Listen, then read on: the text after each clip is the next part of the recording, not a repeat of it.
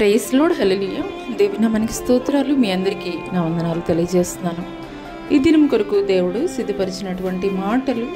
ప్రియ సహోదరి సహోదరుడా, నీవు నీ జీవితంలో దేవుణ్ణి వెంబడిస్తున్నటువంటి క్రమంలో, నీవు ఎదుర్కొంటున్నటువంటి పరిస్థితుల్లో దేవుని మీద విశ్వాసాన్ని నువ్వు చూపగలుగుతున్నావా? దేవుని మీద నీవు చూపించేటువంటి విశ్వాసం స్థిరమైనటువంటి విశ్వాసముగా ఉండగలుగుతుందా? ఆ విధంగా లేనట్లయితే ఈ యొక్క ఉదయకాల సమయంలో పరిశుద్ధాత్మ దేవుడు అబ్రహాము జీవితం ద్వారా నీతో మాట్లాడుతున్నారు. అబ్రహాముని తన బంధువులు, తన దేశము, తన ఇంటి నుండి కూడాను దేవుడు తాను చెప్పినటువంటి చోటుకి రమ్మని పిలిచినప్పుడు, పిలిచినది ఎవరో కూడా ఎరుగునటువంటి పరిస్థితుల్లో దేవుని మాటకి విధేయత చూపించాడు. అంత మాత్రమే కాదు, 50 సంవత్సరాల వయసు దాటినప్పటికీ కూడాను ఒక్క బిడ్డ లేనటువంటి పరిస్థితుల్లో దేవుడైతే గనక వాగ్దానం చేశాడు, నీ సంతానాన్ని ఆకాశ నక్షత్రాల వలె, ఇసుక రేణువుల వలె విస్తరింపజేస్తానని. అదే రీతిగా దేవుడు 100 సంవత్సరాల వయసులో తనకి ఏకైక కుమారుడిని ఇస్సాకుని బహుమానముగా ఇచ్చాడు.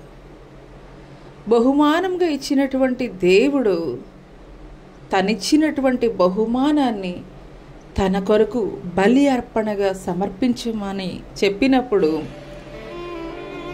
అబ్రహాం అయితే గనక ఏమాత్రము కూడా సంకోచించలేదు, ఏమాత్రము కూడా దేవుణ్ణి ఎదురు ప్రశ్న వేసినటువంటి వాడిగా లేరు. యెహోవా ఈరే అనుకుంటూ ఆ యొక్క మోరియా పర్వతం మీదకి వెళ్ళాడు. ఇస్సాకుని బలిగా అర్పించడానికి తాళ్లతో కట్టివేసి ఆ కట్టెల మీద పరుండబెట్టాడు.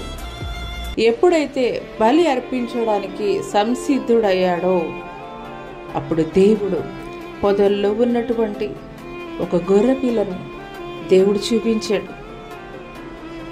ఈ యొక్క ఉదయకాల సమయంలో ఎందుకొరకు ఈ మాటలు దేవుడు మీతో మాట్లాడుతున్నారు అని అంటే కనుక, విశ్వాసం అనేది నీ పరిస్థితులన్నీ అనుకూలంగా ఉన్నప్పుడు కాదు, విశ్వాసం అనేది నీ జీవితంలో విజయం పొందుకున్నప్పుడు కాదు, విశ్వాసం అనేది నీ జీవితంలో సంతోషం కలిగి ఉన్నప్పుడు కాదు, కానీ నీ జీవితంలో ప్రతికూల పరిస్థితులు ఎదురైనప్పుడు, నీ జీవితంలో ఛాలెంజెస్ ఎదురైనప్పుడు, ఆ సమయంలో నువ్వు దేవుని పట్ల కలిగి ఉండేటువంటి విశ్వాసమే నిజమైనటువంటి విశ్వాసం.